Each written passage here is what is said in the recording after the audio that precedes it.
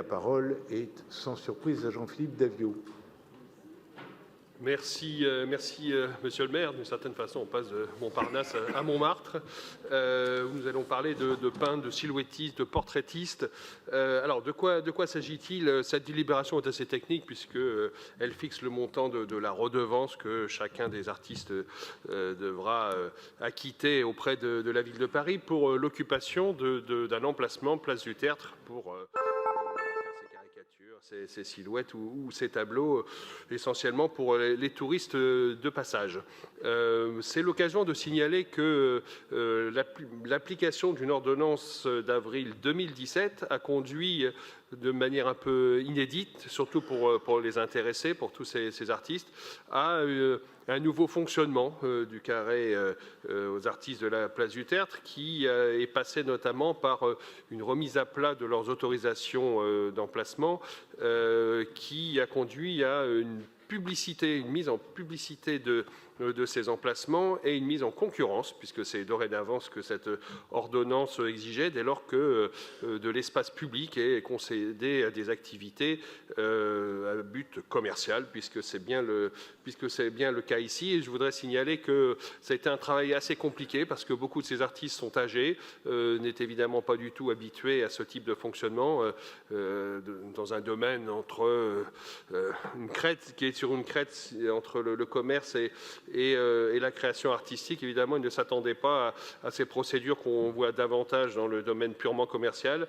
Et souvent, ces personnes qui étaient là depuis longtemps, assez âgées, ne comprenaient pas pourquoi la ville devait leur imposer ce passage douloureux selon elle. Et nous avons fait un travail très important, et je veux vraiment le saluer et remercier le cabinet d'Olivia Polski, mais également la DAE.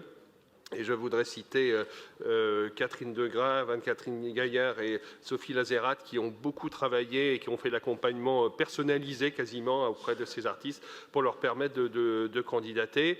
Et au final, cette mise en concurrence n'a donné lieu à aucun drame, puisque tous les artistes qui le souhaitaient ont pu retrouver un emplacement. De nouveau sont venus compléter l'offre sur la place du Tertre, et qui permet aujourd'hui d'avoir ces artistes qui peuvent exercer dans ce nouveau cadre juridique, et voilà, de manière tout à fait sécurisée sur le plan juridique pour la ville, qui se devait de mettre en application cette ordonnance de 2017. Et je souligne aussi un aspect très important, là aussi je remercie Olivia Polski, qui a tenu compte de la spécificité de cette activité, qui justifiait que ces autorisations ne soient pas données pour 3 ans comme c'est plutôt l'usage aujourd'hui, mais pour une durée bien plus longue de 7 ans, compte tenu de la difficulté et de la longueur du processus d'attribution de ces emplacements. Et dernier mot, ces artistes font, quoi que l'on en pense, évidemment, tout cela peut être discuté, mais font partie de l'identité de la place du Tertre, de Montmartre.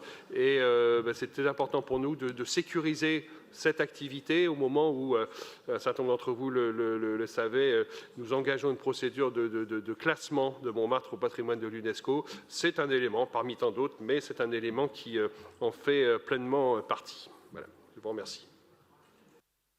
Merci beaucoup Jean-Philippe Davio.